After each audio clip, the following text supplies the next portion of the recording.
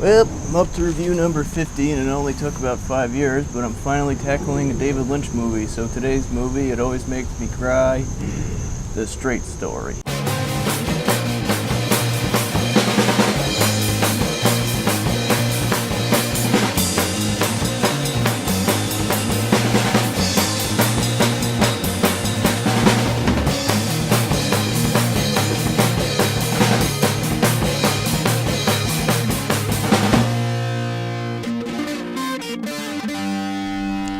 Yeah, The Straight Story from 1999 is an independently made film by David Lynch starring Richard Farnsworth based on a true story, and it was distributed by Disney. Yes, that's right, once again, Lynch and Disney coming together to make a great product. At the time, Lynch said this was his most experimental effort to date, so you gotta think, wow, this has gotta be off-the-wall, ball-sack crazy, but it's actually the opposite. The most experimental thing to do at that moment is to completely turn it around, do a 180, and do a very straightforward story.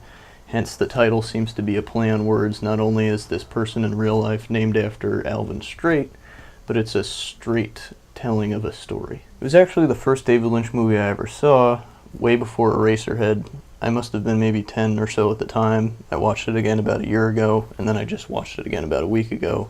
And I gotta tell you, each time you watch it, there's just more and more weight to it. The film was written partially by David Lynch's life partner, Mary Sweeney, who also does a lot of his editing. And this is actually the only movie that he directed which he didn't write. So this time around there's no unresolved plots or obscuring of storyline or anything like that. It's a very faithful retelling of something that actually happened. What really happened was this man, Alvin Straight, who was at odds with his brother, hears news that his brother is now very ill after having a stroke, and since Alvin Straight can't walk or drive, he decides the only way to see his brother is to go hundreds of miles across state, riding his lawnmower. So pretty much all the stars are aligned, both figuratively and literally in this one.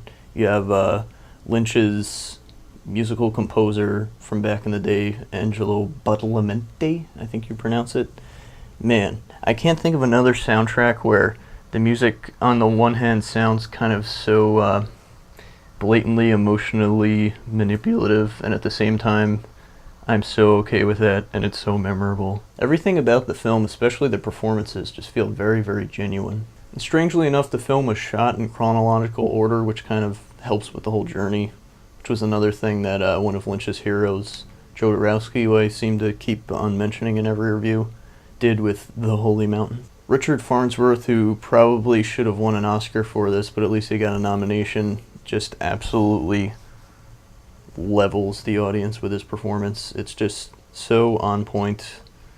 It feels like he really embodies this character, and in real life he was suffering a lot of pain and ended up taking his own life about a year after this film came out. So this was in fact his last picture, but man, what a amazing film to go out on. Harry Dean Stanton turns up at the end of the movie very briefly, but it leaves quite an imprint, and it's one of the highlights of the film, as is Sissy Spacek as the daughter, who delivers a really solid supporting role. I guess in a sense you could call this a road movie. It reminded me a little bit of a movie from 2013 called Nebraska, where it's a similar theme of, you know, this very kind of crotchety and stubborn old man who is determined to go on this journey no matter how ill-fated it seems to everyone else around him, and it becomes more than the end goal, and it's more of a personal journey.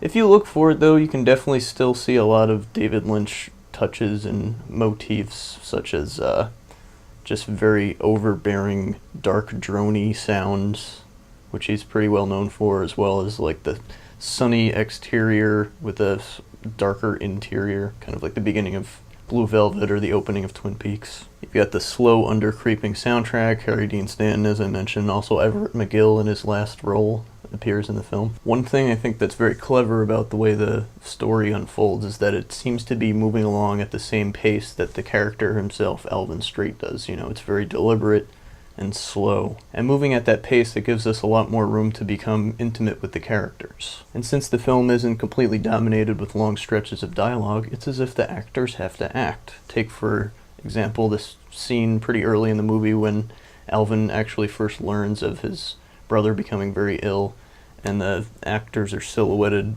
with all this rainfall shining on their faces, and we can hear off screen his daughter hearing the news, and we just stay on Alvin's face the entire time, and you can kind of just tell in the way that he's unflinchingly staring straight ahead that he already knows the news that's coming before he even hears it. So if 2 hours of slow, earnest conversations between characters isn't up your alley, you might want to skip this one. We mostly only get hints at Alvin's past, but we can tell within the first few minutes that he's quite stubborn and feels very principled about things. And despite all that, we're definitely rooting for his character, especially the longer as the movie goes on, because, you know, he has a goal in mind, and he's just a very earnest character. It almost feels like returning to your hometown and everything is pretty much as it was left, but you are looking at it with a new perspective.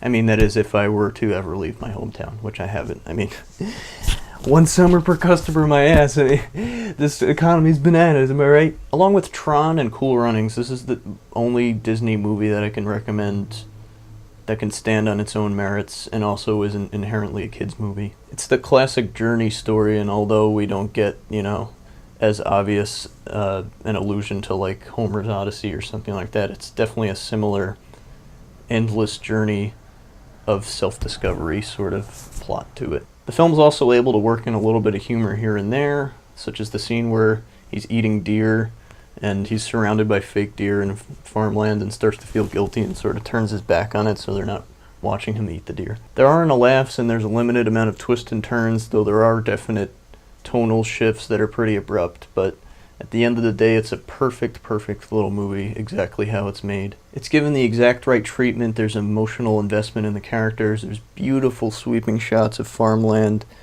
It has moments of real humanity and longing and desperation. Just to mention it one more time, the payoff with Harry Dean Stanton at the end, it's one of my favorite payoffs to a movie of all time.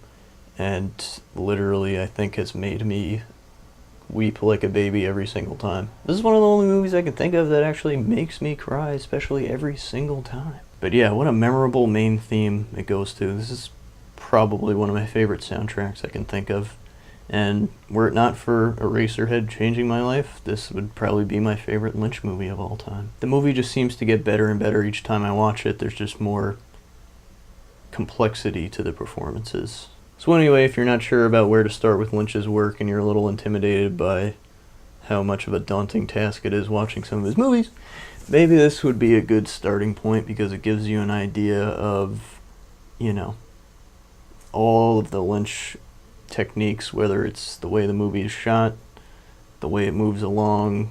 Definitely interesting seeing Lynch sort of go the minimal route this time and get the maximum amount of emotional reaction out of the audience with the least amount of tools to work with. It's a perfect movie. It's definitely one of the best movies I've reviewed on this channel. Probably the best up to this point. Oh my god! I left my wallet in Brooklyn last night. Ah. Well, I'm not gonna take the train.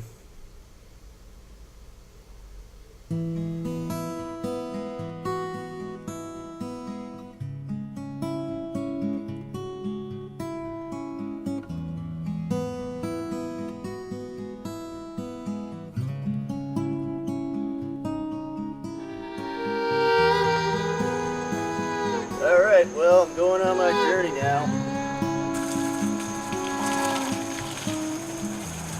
Don't try and stop me.